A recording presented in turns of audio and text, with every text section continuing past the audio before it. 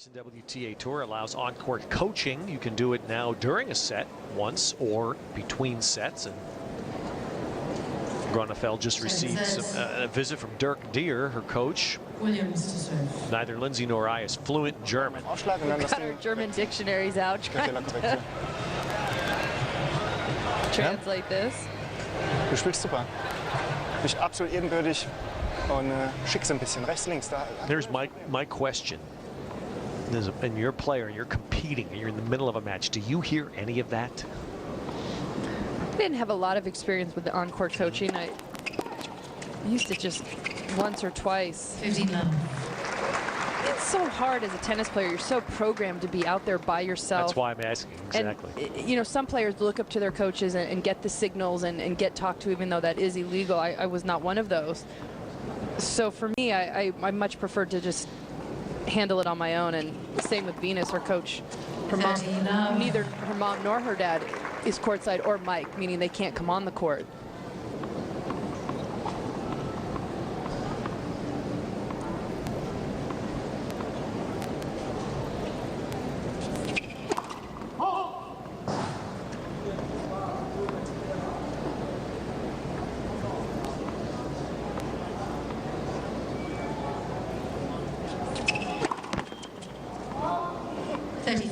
We did see the on-court coaching quite a bit in Indian Wells last week, and it was really amazing to see the difference in certain coaches' delivery of their message, how the players were responding. Which player seemed to use it the most? Craig Carden did an excellent job with Anna Ivanovic. Okay. Fortunately, she lost here earlier today, but was very positive in getting the message across of what he wanted to see out on the court. We saw Dinara Safina's coach basically just break her down, told her she was playing terrible and the match was going to be over in 5 minutes and walk off the court. And okay, it's an interesting school. It's an interesting contrast. 40. And Groenefeld willing to just swing away. You've got to like her approach in that sense, Lindsay. She has to play that way. Her best chances are shorter rallies, 2-3 shot at the most, and she's going to take a lot of unforced errors, but you're looking at a strategic standpoint, it's her best chance. But right here on these second serves. A lot of times that's the best opportunity you get from Venus to step in and try and control the rally. Well, that was a good one for Venus. And so Venus able to hold, beginning the second set.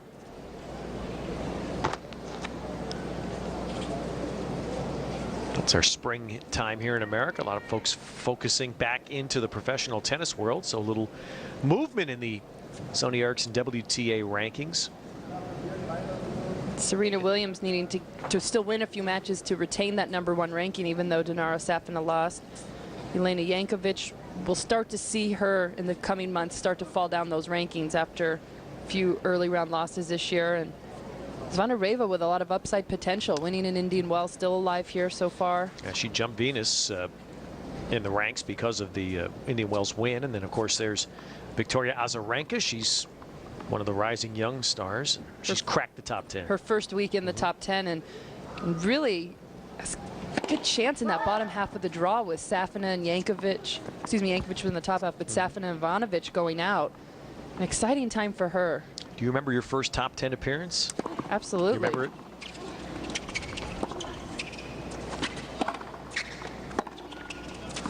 Impossible not to remember all those milestones. Yeah, and really top 100 and then top 20. So that was top a 10. significant moment to you, top 10. Absolutely. Okay. It was one of those circumstances where I hit it while I was at home, not playing a tournament by virtue of a player ranked ahead of me losing some ranking points. But you always dream about saying I was top 10 in the world, especially in tennis.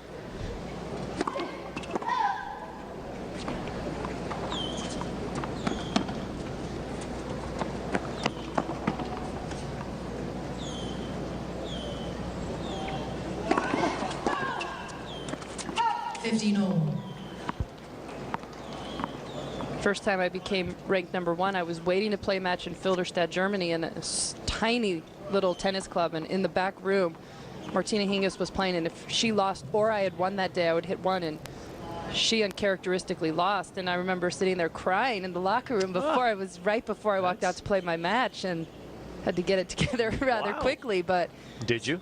Yeah, it was, but it was a pretty emotional moment. The first time to hit one. 30-15. I ran out to find my coach at the time, Robert Vantoff, and was crying and hugging, and it's like, you got to go out and play. You better. Well, we'll talk about this later.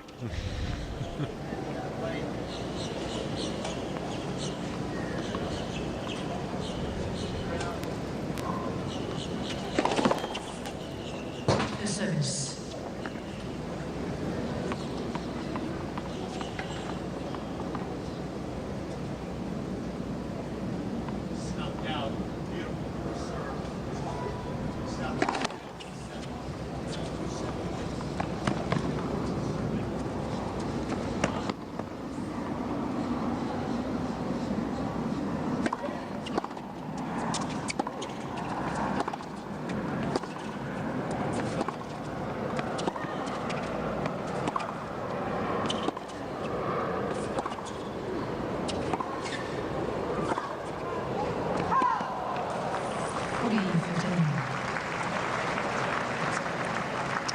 Forehand of Venus has held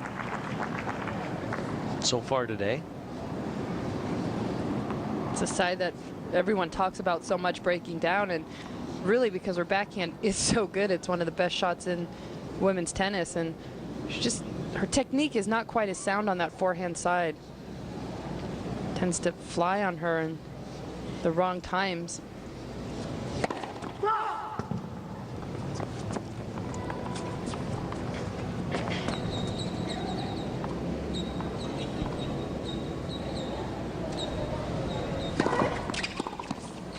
Game, Groenefeld. 1 game more. A hold for Groenefeld.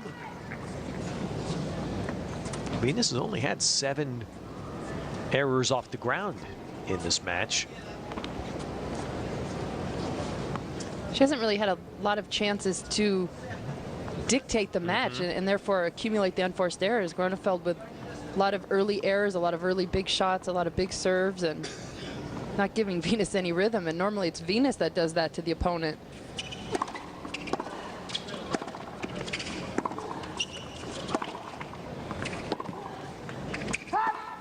Love. We're noticing Groenefeld is, she's down adjusting. She's got these ankle, those are braces. I assume that's precaution. Some severe strapping on her ankles. I would assume she's probably rolled her ankles a few times in the past, and it's prevention.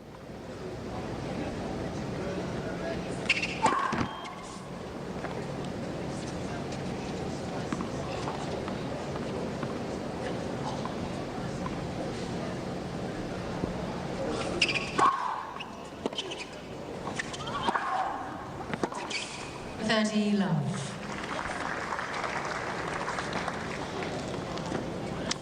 So a rally by Gael Monfils, and he's leveled with Safin. The winner plays Andy Roddick. Either way, that'll be a great match. Roddick Monfils or Roddick Safin.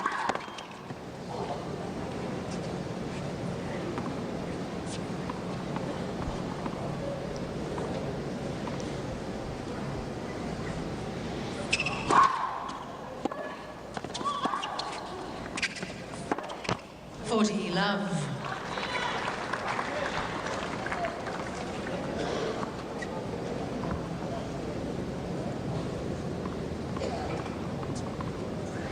So still almost 60% winning on her second serve.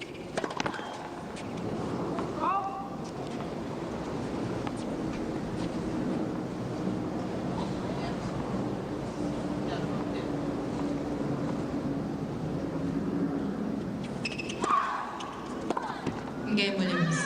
There's another one. Venus continues to skate through on serve in the second.